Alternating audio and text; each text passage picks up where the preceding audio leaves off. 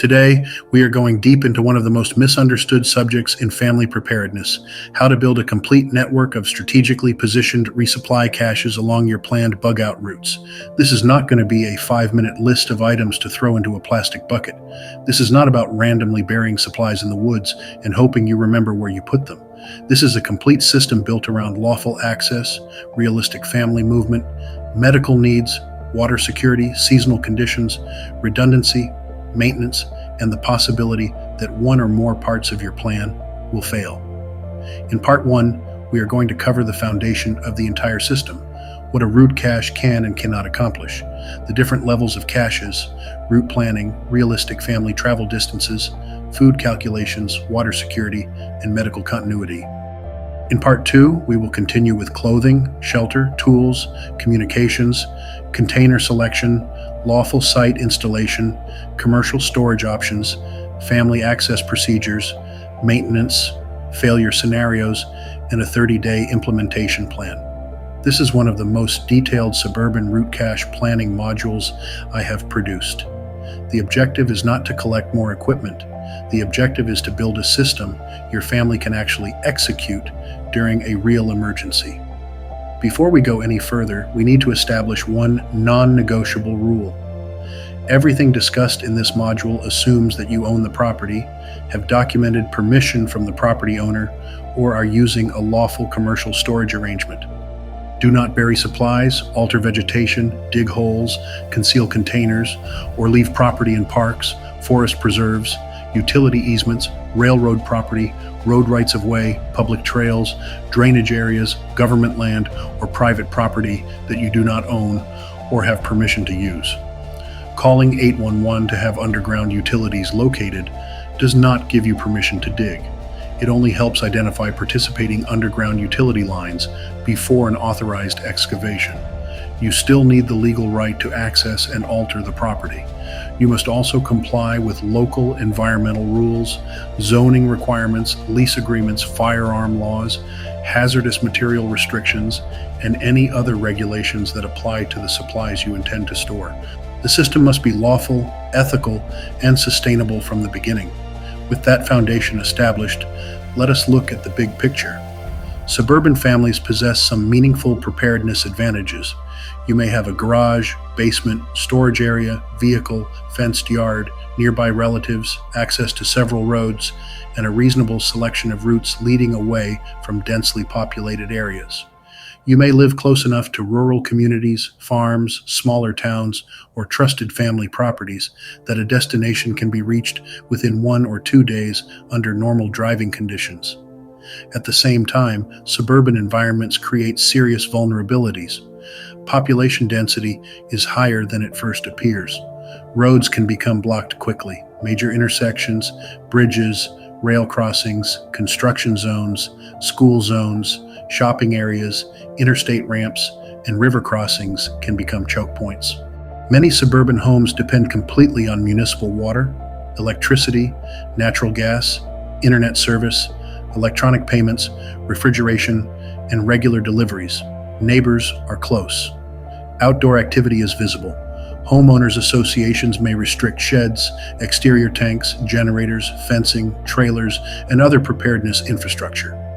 Utility crews, contractors, landscapers, developers, and future property owners can alter the land. Flooding can change familiar routes. A trail that appears quiet on a digital map may be heavily used by walkers, cyclists, hunters, maintenance crews, or nearby residents. A single cache near your home may provide limited assistance, but it does not create a resilient movement system.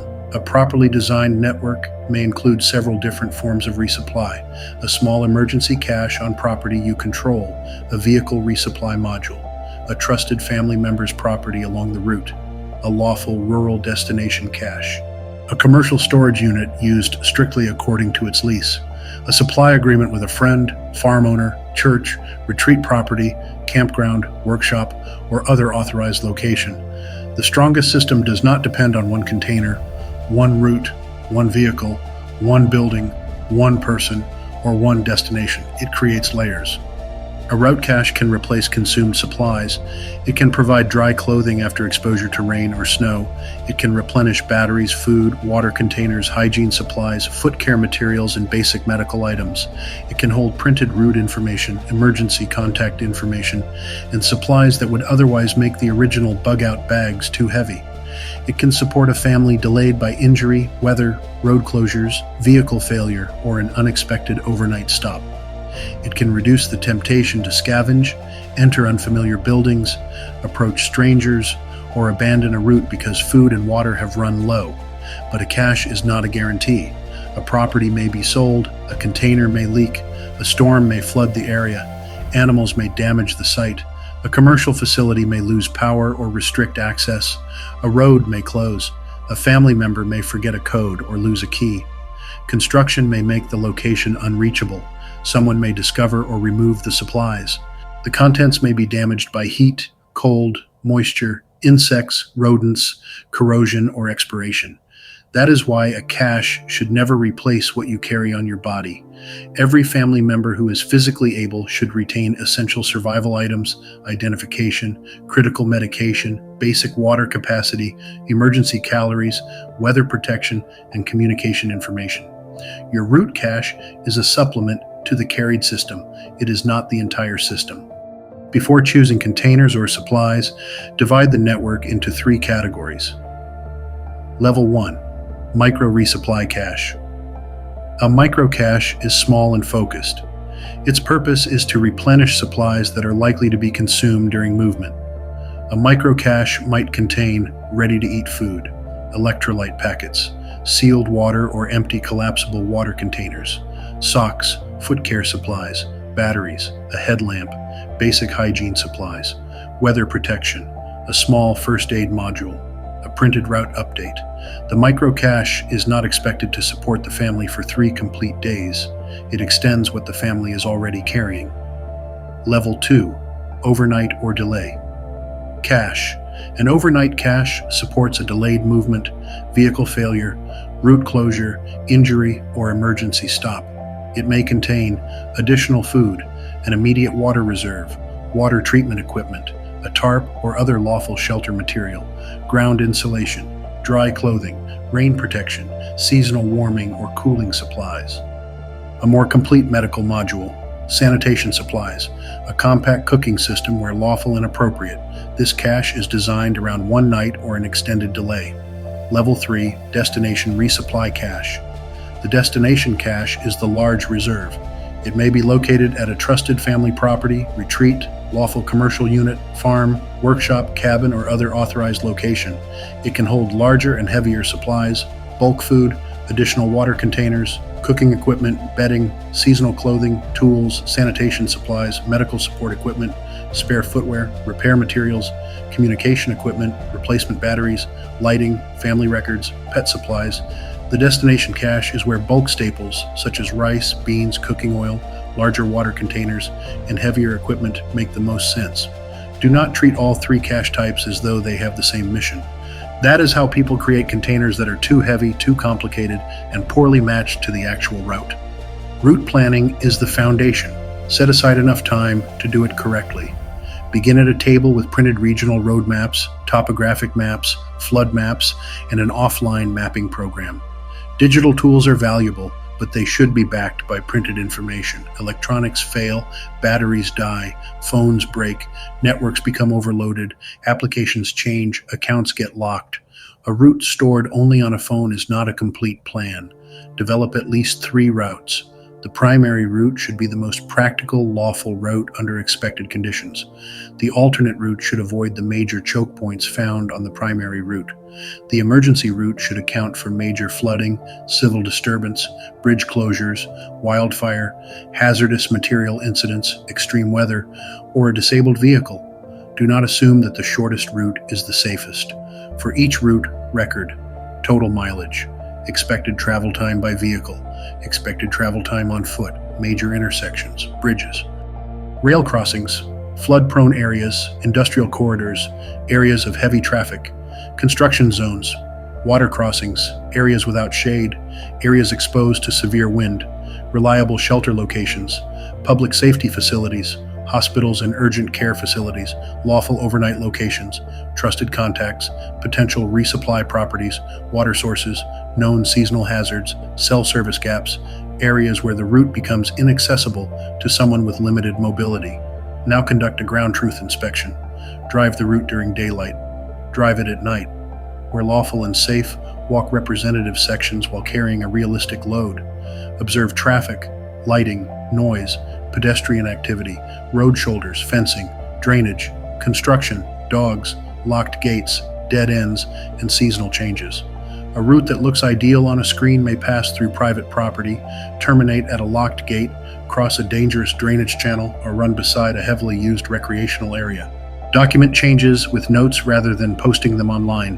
Update the route information at least every 6 months and after major construction, storms, floods, road projects, or property changes. Cache spacing should not be based on a single generic mileage number. It should be based on the slowest member of the family under difficult conditions. A healthy adult carrying a moderate load may cover significant mileage on level terrain. That does not mean a family with children, older adults, chronic medical conditions, pets, mobility limitations, or heavy equipment will maintain the same pace. Weather changes everything. Heat increases water requirements and heat injury risk. Snow reduces speed. Ice increases falls. Rain causes friction injuries, wet clothing, and hypothermia risk. Mud increases fatigue. Strong wind can make exposed routes dangerous. Darkness slows movement. Stress reduces judgment. A child may be able to walk several miles on a normal afternoon and still be unable to repeat that distance while cold, frightened, hungry, and sleep deprived.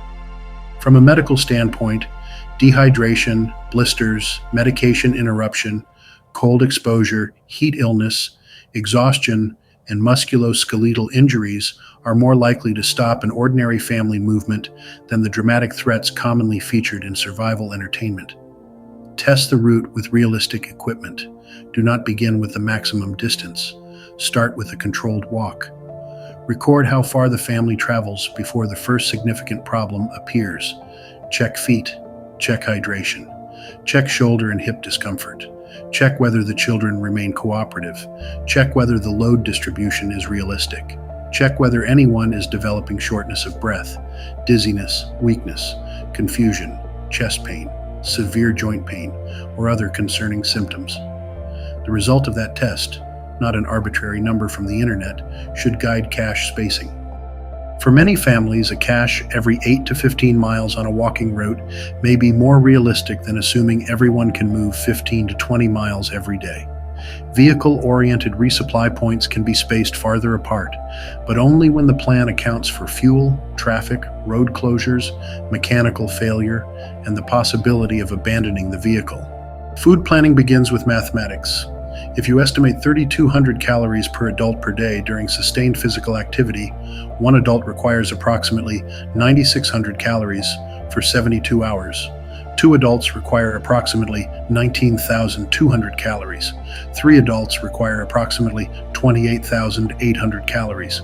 Children may require fewer total calories depending on age and size, but their needs must be calculated individually. Do not say family of 3 without defining whether that means 3 adults, 2 adults, and a teenager, or 1 adult and 2 young children. The food plan should also reflect the cache's mission. A route cache should emphasize food that can be eaten immediately or prepared with minimal water, fuel, and time. Good options may include dense emergency ration bars, nut butter packets, crackers, dried fruit, trail mix, tuna or chicken pouches, retort pouch meals, shelf-stable snack products, instant oatmeal, electrolyte drink mix, freeze-dried meals when adequate water and a safe cooking method are available, morale foods appropriate to the family. Do not confuse an individual snack bar with an entire emergency ration package. Some emergency ration packages contain several thousand calories divided into multiple portions. A single snack bar may contain only a few hundred calories. Read the actual label and calculate the total. Do not build the plan around dried beans and uncooked rice while the family is actively moving. Rice and beans are excellent destination foods, but they require water, cooking equipment, fuel, time, and safe food preparation. Those resources may be limited during a short route stop. Place bulk rice, beans, oats, pasta, flour, cooking oil, and similar staples at the destination where they can be stored, prepared, and rotated properly. Follow the marked shelf life and storage instructions of each product. Do not assume that every freeze-dried product, ration bar, pouch, grain, medication, or supplement has the same lifespan. Inspect packaging for punctures, swelling, rust, broken seals, moisture, insect activity, unusual odor, discoloration, expired dates. A compromised package should be discarded. Build the food cache around foods the family already eats. An emergency is not the time to discover that a child refuses the selected ration, someone has an allergy, or a high-fat product causes gastrointestinal distress. Include familiar foods during practice trips so the family understands how they tolerate them. Water is often the limiting factor. A cache containing 3 liters per person provides an immediate hydration reserve. It does not provide the family's entire 72-hour water requirement. A complete plan must account for drinking, medications, food preparation, hygiene, and changing environmental conditions.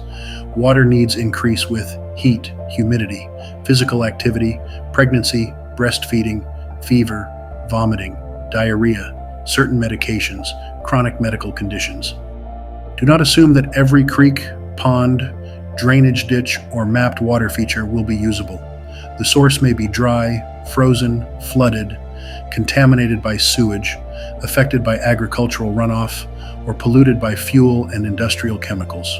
A hollow fiber water filter can be highly useful against many microorganisms, but it is not a universal answer. It does not make every suburban water source chemically safe. It may not reliably address viruses. It does not remove every dissolved contaminant. Avoid water with a fuel odor, a chemical smell, an oily sheen, visible industrial discharge, dead animals, suspected sewage contamination, heavy algae, unknown roadside runoff. Use a layered water plan. That may include a sealed immediate water reserve, a gravity or squeeze filter appropriate to the expected threat, chemical treatment used according to its labeled instructions, a metal container that permits boiling when lawful and safe, collapsible containers for carrying treated water, electrolyte replacement, a backup treatment method. Remember that some hollow fiber filters may be damaged if they freeze after they have been used and contain water. A factory dry filter stored for emergency use is different from a filter that has already been wetted. Follow the manufacturer's storage and freeze protection instructions. Do not trust a previously frozen filter merely because it looks undamaged. Every root cache should support common movement-related medical problems, not only dramatic trauma. A practical medical module may include adhesive bandages, sterile gauze, medical tape, elastic wrap, blister prevention material, blister treatment material, antiseptic wipes, irrigation equipment, tweezers, trauma shears, nitrile gloves, a tourniquet from a reputable source, hemostatic gauze where the user is trained to apply it, a pressure dressing, chest seals where appropriate and where the user understands their limitations, a permanent marker, oral rehydration salts, a glucose source, antihistamine, pain and fever medication appropriate to the individual, anti-diarrheal medication when medically appropriate, personal hygiene supplies, insect repellent, sunscreen, foot powder, a written medication and allergy list, necessary pediatric supplies, necessary pet medications, and first aid. Medical equipment is only useful when someone knows how and when to use it. Tourniquets, hemostatic gauze, pressure dressings, chest seals, medications, and airway interventions require appropriate education and hands-on training. The cache should never be used as a substitute for medical knowledge. Prescription medications require an individualized plan. Do not bury a medication for 2 years and assume it will remain safe and effective. Medication stability depends on the drug, packaging, temperature, humidity, light exposure, and the manufacturer's labeled storage conditions. Keep prescription medications in properly labeled packaging whenever practical. Rotate them according to the marked expiration dates and professional guidance. Consult a pharmacist regarding critical or temperature-sensitive medications. Insulin, biologic medications, oxygen equipment, CPAP equipment, inhalers, seizure medications, anticoagulants, and other essential treatments require dedicated continuity planning. A vehicle, uncontrolled storage unit, or buried container may expose medical supplies to damaging heat or cold. For medically dependent family members, build a separate plan that answers: how long can the device operate without grid power? What batteries are required? How will those batteries be recharged? Does the medication require refrigeration? What happens if the refrigeration plan fails? Where is the backup prescription information? Who understands the treatment? What is the nearest lawful medical destination along each route? That concludes Part 1. In Part 2, we will continue building the system with clothing, shelter, sanitation, tools, communications, containers, lawful installation, commercial storage, family continuity, retrieval procedures, maintenance, realistic scenarios, and the full 30-day action plan.